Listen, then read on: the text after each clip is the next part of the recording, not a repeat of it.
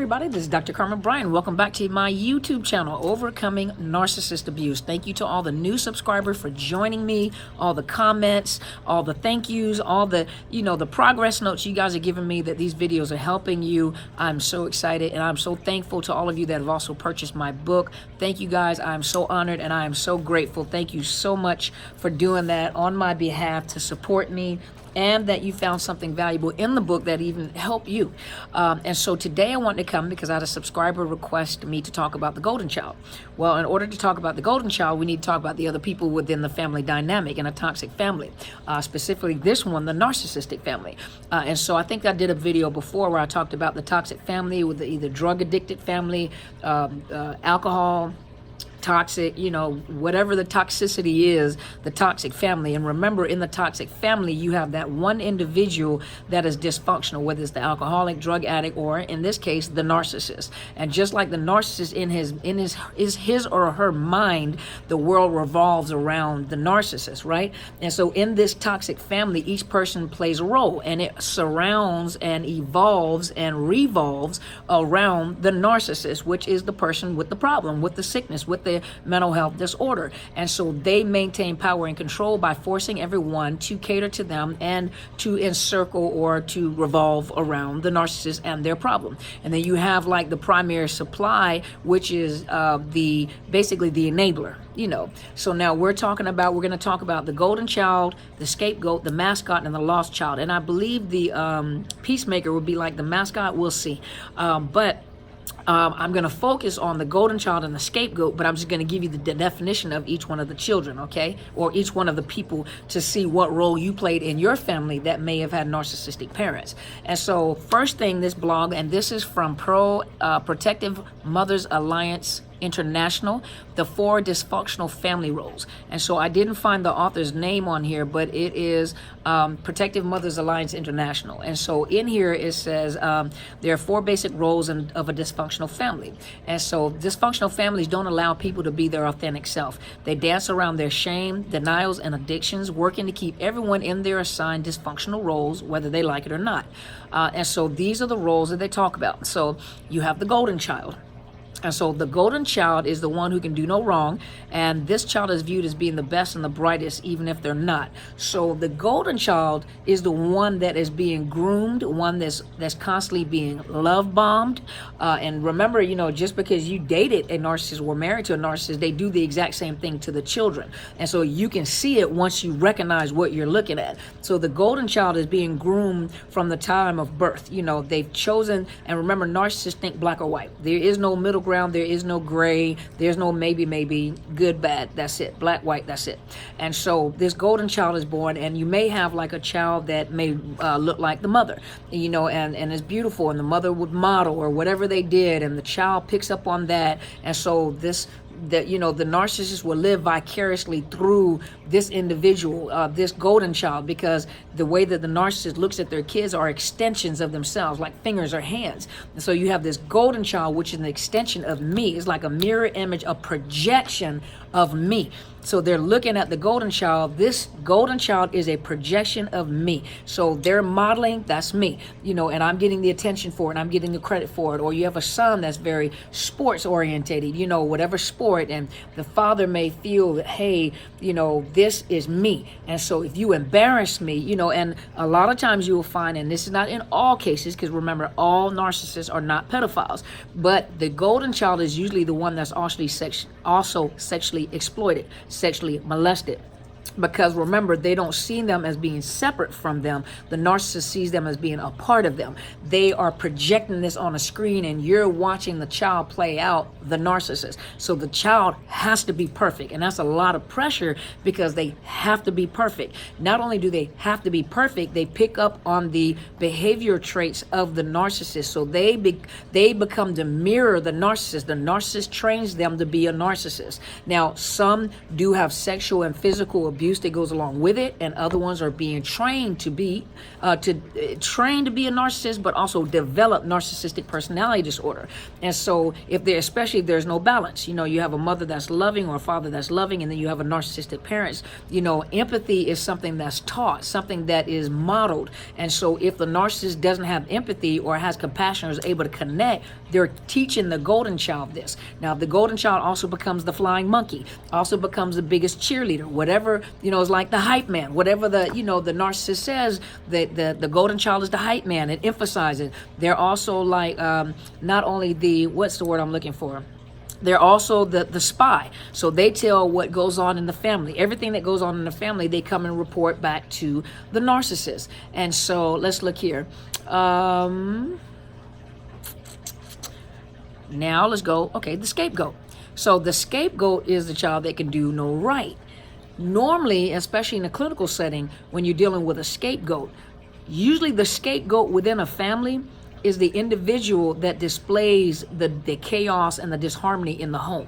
These are the kids that usually have behavioral problems at school. These are the ones that are always getting in trouble. These are the ones that don't want to follow the rules, because the scapegoat is normally the one that doesn't comply to the rules of the narcissist. So the scapegoat also becomes the most abused child within the family, because that scapegoat is the one that point out the pink elephant in the room. The scapegoat is not the one that normally they're empathetic, and a lot of empaths were the scapegoat as well. They have empathy, they have feeling for people, and so they don't comply with these rules that the narcissist, so the narcissist is constantly at battle with the scapegoat.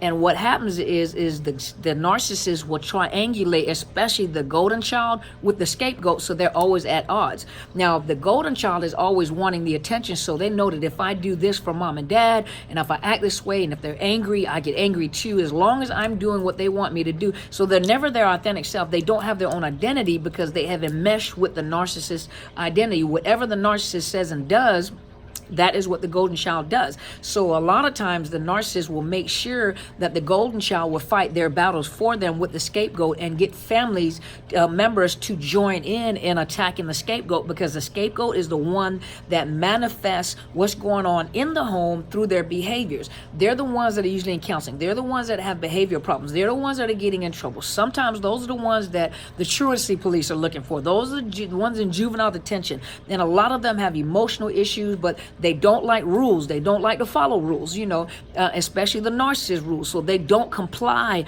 with what the narcissist does. Now, some of them are not, they have emotional problems. They may get in trouble a lot at home, but they may be, great in school. They're a great kid. But when they come home, it's that tension, because that narcissist cannot gain control of that scapegoat, and that scapegoat and that narcissist bump heads all the time.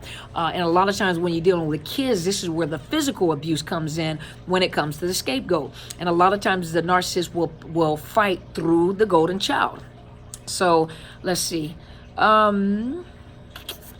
Many scapegoats spend much of their adult lives still trying to be accepted and appreciated by constantly doing more, giving more, and trying more. So a lot of scapegoats you'll find that are always trying to prove themselves, always trying to explain themselves. They're never good enough, and so no matter what they do or who they always question. Their self-esteem is low. They question themselves. Let's see. Other scapegoats spark lots of conflicts and difficulties. Scapegoats typically wake up later on in life and realize things aren't as they should be when their constant efforts to gain respect backfires, and get them walked all over, and at home, or when they just get themselves into too many conflicts pertaining to their adoption of the who cares attitude. So the scapegoat becomes an abused child, the abused child, the one that's smear campaigned a lot, the one that gets blamed for everything. But the scapegoat is the one that'll point out the golden child. They don't elevate the child, or the golden child never gets in trouble. If you discipline them or try to discipline them, a narcissist parent will come in and try to defend them. So there are no rules for this golden child. But we'll go and talk about that in detail, okay? Now, the lost child is the child who withdraws in self-preservation. Ignored and invisible, the child experiences loneliness and feelings of not belonging. The lost child is usually the one that the narcissist can't figure out or doesn't feel worthy to try to get fueled. There's nothing that I need from you or want from you. Now, they get abused from time to time just to get, for the narcissist to get fueled. But the lost child, because they try to stay invisible, they don't respond, they don't react, they try to hide, they try to stay out of the way. These are the ones that are usually very lonely and end up having to raise themselves. They're usually the ones that remain in the background in their adult lives, hiding from conflict. They don't like conflict, healthy risk taking, so they don't really stand up for themselves. They're stuck in feeling of being frightened outside of an unimportant nobody. Okay, stuck in the feeling of being a frightened outsider or unimportant nobody. Lost children typically wake up later on in life to find that they have missed out on many emotional things others have had, such as a sense of connectedness and having made a difference in the world. Often overlooked, many opportunities for better things have likely passed them by as they retreated into a quiet world which focused on something of value to them that was not likely related to confident interaction or even conflict with others. So the lost children are ones that usually try to hide and stay out of the fire zone. They try to make sure that they're not seen. They do whatever they do and they hide. They usually grow up lonely. They usually have to defend or have to take care of themselves, raise themselves, because they're not nurtured. Well, a golden child is not nurtured either. A golden child is used, but the lost child is usually not nurtured and is usually lonely and very depressed as well, because they're hiding. But the narcissist cannot find any relevance in trying to get fuel. There's no fuel to get out of you. There's nothing I can get out of you, because they're quiet. They don't respond. They don't react. They don't do anything to spark that narcissist. Stay out of the way. Stay undercover. The mascot or the clown of the family. The mascot is the child who jokes and distracts the family from the heaviness of its dysfunction. This child expresses the effects of the family's painful experience in humor. This is the one that tries to, this is usually almost like the middle child. This is the one that tries to get everybody to get along. And so no matter how much tension there is, they try to make everybody happy, make everybody smile. Why can't we just get along? Why can't we bond? Try to turn a heavy atmosphere into a light atmosphere. Mascots have a difficulty accepting and expressing difficult feelings, and will joke their way out of serious circumstances to avoid real issues that need addressing. A lot of them hide behind laughter and jokes, but they don't deal with depression and post-traumatic stress. And so a lot of times they'll fall apart, but they're always, I'm okay, and they joke to try to make everybody else feel better. Mascots can find themselves in entertainment fields such as second nature for them to make light of tragedy, pain, and suffering. A lot of you comedians, listen to your comedians. Even though they may be funny, a lot of times they're addressing painful situations in their own life. Many and making a joke out of it. Many and picking on themselves. Many mascots awaken later in life to find that they have not been taken seriously or always counted on to make everyone feel better, perhaps at the expense of acknowledging their own painful realities. And so they're the ones, the light of the party, get them in, and yet they're the most depressed. And you wonder, why did they commit suicide? Because they seem like such a happy person. So now let's look at the golden child and the scapegoat, and let's see. So I went to Parenting Exposed, the relationship between a narcissistic golden child and a scapegoat. Okay, so let me go down. So I did mention that narcissists are black and white thinkers. There's no in between. There's no gray, good, bad. That's it. Friend, enemy. That's all. That's the way they think. So let's look. So the golden child. Let me see. The first is often all good, and the second child is often all bad. So however it goes. So let's look. Birth order plays a major role in personality development without narcissism being involved. In a healthy family, the oldest child is most likely the child to emulate the parents. If the parents are narcissistic, the second child has a problem. And so in a healthy family, normally the oldest child is, responsible. They were the guinea pigs in the family. They're more responsible, older, the more responsible kids. But in a narcissistic family, they usually become the golden child.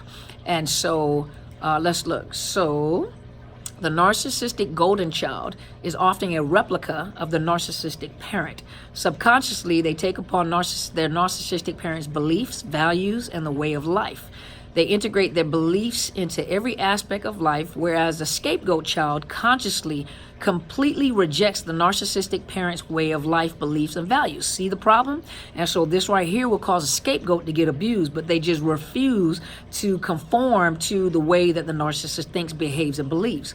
They're always questioning, they're consciously questioning the narcissist's way of thinking, whereas the narcissistic child just goes along because they know that if I just go along with them, I'm not going to be hurt. And it develops into a personality, develops into a life. That's my norm. So let's see.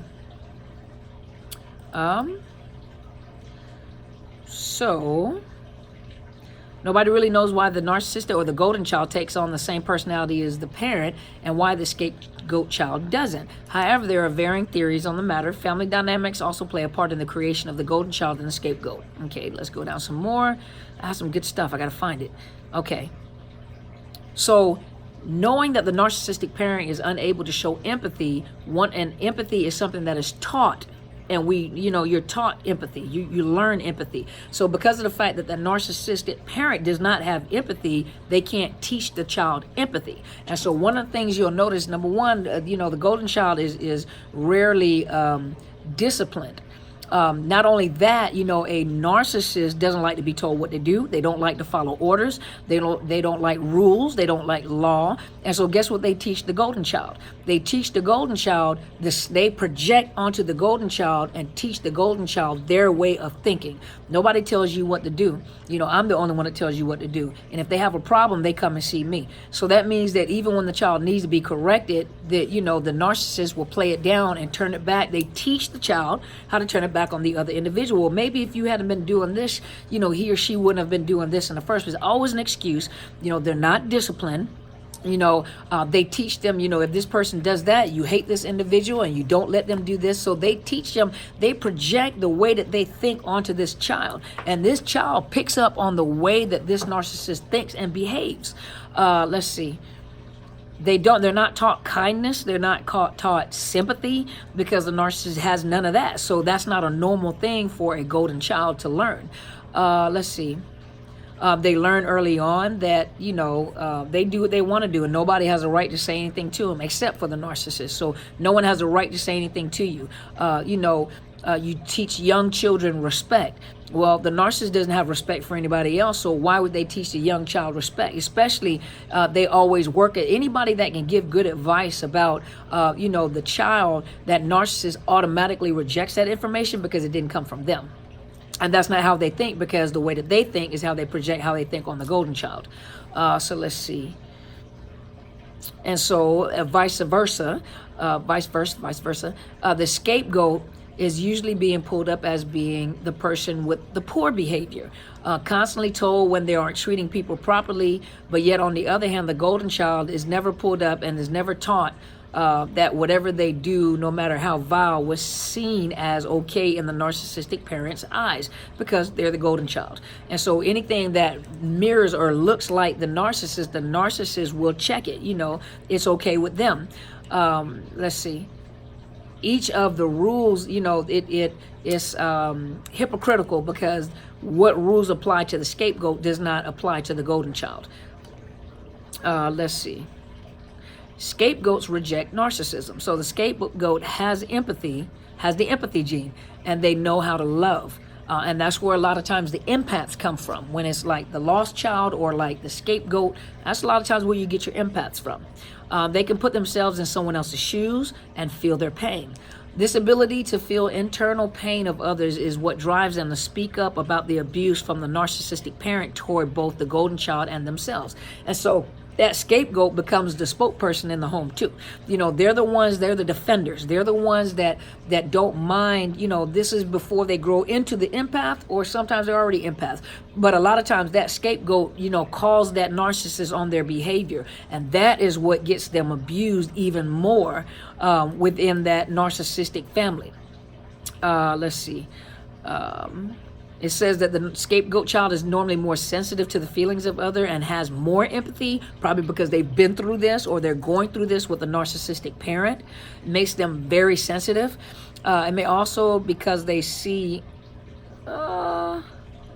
And maybe because of the fact that they're seen as all black in the mind of the narcissistic parent. That's the enemy. Because the enemy is now showing me my faults and my wrongs and shining the light on my behavior and calling me to be accountable to myself. And so that scapegoat child now begins to be abused and abused and abused. That's why a lot of times they get discarded, they get ghosted, they get silent treatment. That's why a lot of you, when you finally got up on your feet and you decided I'm going to speak up and say something, you become the enemy of the state. You become number one enemy to that narcissist. Let's see. Remember, the golden child has this entitlement. So the narcissistic parent teaches them that they are to be entitled. People are to wait on them, especially if you have a beautiful child, especially if it's a beautiful child. And say the narcissist may not be beautiful at all, might be ugly, but but the narcissist may be attractive too. And so you have this beautiful child, so they create this, people have to serve you. The world, revolves around you. That's the way the narcissist thinks. So the world revolves around you the same way it revolves around me. But I'm the first one you revolve around, and you do as I say, and you act the way that I act, because that is appropriate. Let's see. So what happens when when the scapegoat talks about the pink elephant in the room? Remember, the scapegoat is the one that points out the pink elephant in the room. And everyone is, oh, I can't believe you did that. Scapegoat is the one to stand on their feet like, I don't have to talk to none of you guys and leave. And this is the one that's usually smear campaign within the family. There's something wrong with you. Psychologically, I think something is wrong with, my child or, the adult scapegoat, But this is the one that's pretty abused. And usually the narcissist will triangulate the golden child with the scapegoat. They triangulate even the whole family member. The scapegoat becomes the enemy and the family become the flying monkeys, especially the golden child is like the hype man, remember? And so what ends up happening is, I think someone's coming in my door.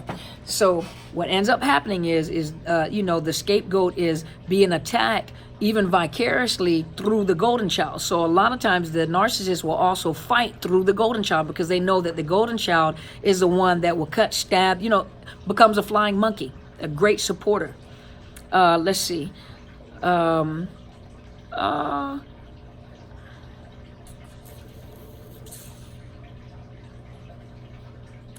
So, challenging the narcissist's illusion about their special child ends badly for the scapegoat child. They spend their entire childhood being pecked at by a psychologically dangerous child and a psychotic parent.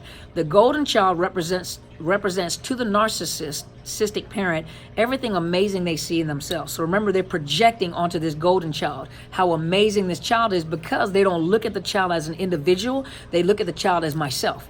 That child is me. That's an extension of myself. So they don't see that golden child as, and the golden child do normally have a lot of problems because they're very enmeshed in with that narcissistic parent. And not only do they have problems, they don't have their own individual identity. Now, does that sound familiar? Even with the narcissist, that narcissist has no individual identity. And so when they go and seek supply, they end up taking upon the appearance of the supply that they're trying to connect to. That sounds like the golden child, right? Because they're enmeshed with that narcissist. They take upon the personality and the behavior of that narcissist, and anyone they get with, they take upon. So it's already being developed. You see it being developed. And so let's look. The golden child. Okay, so the narcissistic parent lives and breathes through this grandiose, omnipotent, amazing child. This is the child that will defend the narcissist to no end, battle all people that continue to harm the narcissist ego, and will prove their omnipotence to people around them. The narcissist will shine like a star through this child. So you see how they're grooming this golden child in narcissism. And remember, there are some narcissists that sexually abuse this golden child. So this golden child is actually being abused. Not all the pedophiles, but usually the golden child, even though they'll molest anybody in the family because they look at them as being an extension of themselves, especially the golden child, because they're enmeshed with that parent to a point where that parent will have sexual relationships with their own child. The scapegoat child strikes blows upon blow onto the narcissist's ego. When they point out that the golden child isn't so wonderful, is flawed, trouble, and mean, this creates a huge narcissistic injury in the parent and the golden child, who sees everything they love about themselves in this child. So, because they've created this image of themselves in that they projected their face and themselves onto this child. That is me. So it's like handling myself. So let's look. So the narcissistic parent does not encourage love between the two children. What they do is they divide, they sabotage, and they also triangulate between the two so that they're competing for the narcissistic parent's attention and they're fighting themselves. So it's like the narcissistic parent projecting through this golden child, fighting the scapegoat and trying to shut the scapegoat, trying to force him into or her into compliance and into my control. They're the enemy. Let's see. There's pure hatred from the narcissistic golden child toward the scapegoat. And the relationship between the two children is very similar to the iconic Cain and Abel in the Bible. The narcissistic parent deliberately sets this dynamic up for their own vested interests and to gain fuel. The dangerous toxic dynamic between the two children serve a purpose to the narcissist, who has deliberately pitted both children against each other, purposely triangulated. So the narcissist will encourage the golden child to try to gain control over the scapegoat child. So they're teaching them the game. They're teaching them how to get power and control over the closest thing to you, your brother, your sister. They never intend to encourage love and harmony, but they only allow the golden child to abuse the scapegoat because they're abusing them too. And they don't bat an eye. So let's see. The narcissist will share children's secrets with each child, paint each child as black behind each other's back, and will feign victimhood when the situation explodes. The children blow up at each other. And so, remember I was telling you about the narcissistic bosses and how they triangulate and they cause tension within that unit, within that department? Same thing that narcissist does. It's like a narcissistic boss. They'll go and tell one child one thing about the other one and tell one child one thing about the other one, so they're constantly at odds in the first place. Then on top of that, you know, when it comes to the golden child, the narcissist is usually very inappropriate and age inappropriate at the information that they share with this person that they have deemed the golden child. So they'll discuss things like child support cases, court cases, child support, sexual adventures, boyfriends and girlfriends, and this could be a young child or a teen. You know, they often also use the child as a therapist, you know, or they talk to them like they're buddies and they're the same age. And so the whole conversation, that lets you see, though, that you're dealing with an adult child. They have an adult child, they have a child mind, they have children emotions. And so they're talking to this child and they're talking about adult matters. To them, they see nothing wrong and will try to justify it, but I think they need to know this information. They'll justify it to people, but in actuality, they're very inappropriate at the conversations that they have. I mean, they go to them for emotional support for this child. Look at these burdens that this golden child is carrying, and they don't know. Let's see.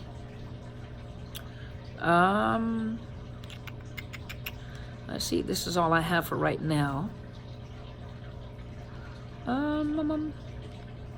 So it says the two set of rules for the golden children and the scapegoats are totally different. They don't apply to each one. Each one has their own rules. If the child rages, so if the golden child rages and screams at everyone, the narcissist doesn't move on to protect the children from abuse. Instead, they accept it as normal. However, if the scapegoat loses it because they can't tolerate the golden child's abuse anymore, they will never hear the end of it from the narcissistic parent. So it's okay for the golden child to act a certain way, but if the scapegoat acts that certain way, then that scapegoat becomes the target, becomes the focus of humiliation, of abuse, you know, of the triangulation, you know, and there's always an excuse and a justification as, you know, this is the oldest child, and so they have more privileges than the younger kid. The rules are even stupid. If you listen to some of the rules and the logic that they use, if you were to ever ask them, it's almost like, it's unbelievable. It's like, you're an adult and this is unbelievable how you think. Let you know you're dealing with a narcissist. So let's look. The narcissistic child, which is the golden child, is groomed to be the narcissist's soldier. Remember the soldiers and lieutenants, and you know, you have these armor bearers or these guards, but they're groomed to, they're being groomed to protect the narcissist. The golden child is groomed to protect the narcissist and to be that narcissist soldiers, meaning to follow orders without arguing, comply to everything I tell you to do, even if it's illegal. They don't, so the narcissistic parent doesn't like anybody, so nobody will ever be good enough. Everybody who comes in contact with the narcissist is a potential scapegoat. The narcissistic parent literally grooms the golden child into becoming their soldier. The golden child would do anything to be accepted in this rejecting narcissistic family system. Falls victim to the narcissistic manipulations, and believes in the narcissist's lies told continually without potential scapegoat. The golden child is the ultimate bark dog. So this child behaves as though they are at war with everyone because they've been recruited and there's no possible way. Remember, they're trauma bonded to the narcissist, just like some of you were trauma bonded to the narcissist, meaning that if you separate, most of you guys went through withdrawals literally in your body where you crave the narcissist. A golden child, or even children within that narcissistic relationship, but even the golden child, if they give them the silent treatment, they literally are addicted to the parent where they crave that narcissistic parent's attention, meaning I'll do anything to make sure you never leave me and that you love me, even if it means doing wrong, right? So let's look. I think that's it. The rest you can read yourself. So a lot of this you can read yourself. Remember, that was on Parenting Exposed. And that's the relationship between the narcissistic golden child and the scapegoat. So hopefully I answered some questions. So now you kind of have an idea about the golden child, the scapegoat. A lot of you that are empaths were the scapegoat, the clown, the comedian, and especially the golden child, so now you see some of the development of narcissistic personality disorder. You're molding a child as they're growing. You're developing and molding them and creating their character and their personality. And then this is in a relatively healthy family where they're teaching them responsibility, they're teaching them empathy and to be kind, as opposed to a narcissistic parent that projects themselves onto the child and teaches them all their vile and evil ways and the way that they think and why they think the way that they think. So they've projected and interjected their thoughts, their beliefs, and their dysfunctional ways of dealing with people in general. And so here you have developed sorry you guys, I'm trying to make sure my earring wasn't falling out, but here they have developed a narcissistic child. So not all narcissists are developed through sexual or physical abuse, but you can definitely guarantee there's been psychological abuse. There is abuse. And then there are some that have been sexually violated and physically violated or physically abused. And you can see it now how the golden child, usually being the most enmeshed, may end up becoming sexually abused and physically abused by the narcissist to keep them in compliance and to keep them soldiering on their behalf. And you can see the scapegoat. Sometimes the scapegoat also are sexually abused or physically abused, and it's not about the sex, it's about power and control, about I can control you and you are an extension of myself and I can't get you in control because I can't get you to think and see and do what I tell you to see, think, and do, and you're not a supporter of me, you are the enemy. So now you guys can see the development of this and how these particular people came about: the scapegoat, the golden child, the lost child, and the clown, or the comedian in the family, the peacemaker, try to make everything okay, and they wear themselves out. So each one of these family members have some serious psychological problems, coming from a narcissistic parent. So it's good to have, a balance where there's one parent that is almost emotionally stable, but is teaching love and empathy and showing where it's wrong. So that child, that golden child, has a better chance of later on developing back into something normal or someone normal, as opposed to it being, the child being strictly raised by a narcissist to become a narcissist, and have the narcissistic personality disorder. And then the empathy and the compassion is completely cut off permanently. And so hopefully this has helped you guys. Thank you guys so much for being here. If you have not already, please subscribe to my YouTube channel. It is Dr. Carmen Bryant, Overcoming Narcissist Abuse. Make sure you hit the bell so you can see whenever I upload pre-recorded videos, Tuesday through Friday. And then on Sundays, I come on live between 8 and 9 o'clock Pacific Standard Time, which is West Coast in the U.S. Now, keep in mind, tomorrow is the 4th of July, so I may not be able to record a video earlier because I will be with my tribe for a barbecue. And so I was going to invite you guys. Let me know in the comment section if you guys would like to come to the barbecue. This is the family barbecue. So you guys are the cousins, and we're coming in to the other members of the tribe. tribe. So I'm bringing all the cousins with me.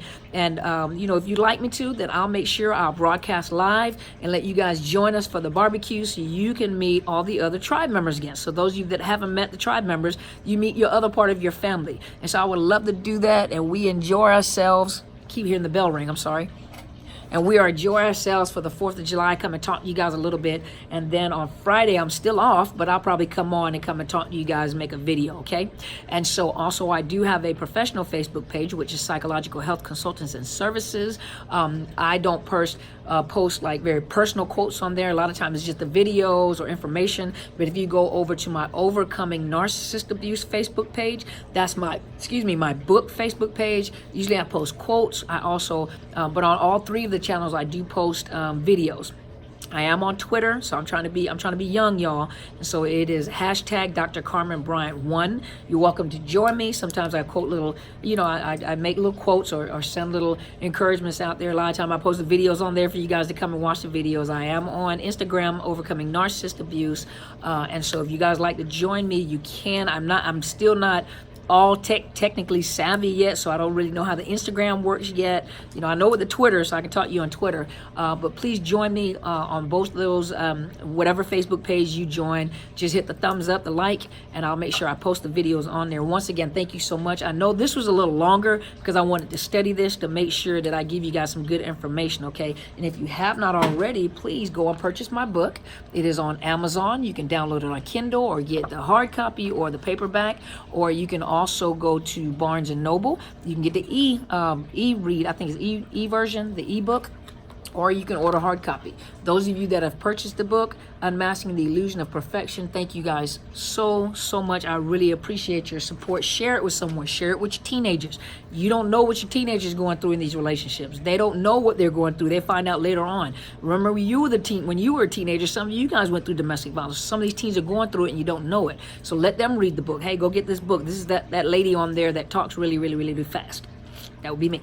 So go order the book. Thank you guys once again. If you look in the link below the video on YouTube, I'll put the links where you can order the book. And also those of you that have been asking me how to donate money, I will have my Cash App and my PayPal underneath the video. You are more than welcome to send money to me, because I would take it and I'm going to grow the channel. So those of you that have asked, please, you know, you're welcome to donate, and I really appreciate you guys asking and caring that much to donate money. I appreciate you guys, and I will continue to develop. So stay tuned. I'm working on a second book, and I'm also working on some classes. For those of you that can't afford coaching right now, I am working on some classes, okay? And so hopefully you enjoyed today. Thank you guys so much. For those of you that won't be on tomorrow, happy 4th of July. Enjoy yourself. Happy Independence Day. And those of you that have not anywhere to go, you know, just stay tuned. I'm going to come on so we can go and have a few minutes of 4th of July barbecue time. You get to meet some of the people there, okay?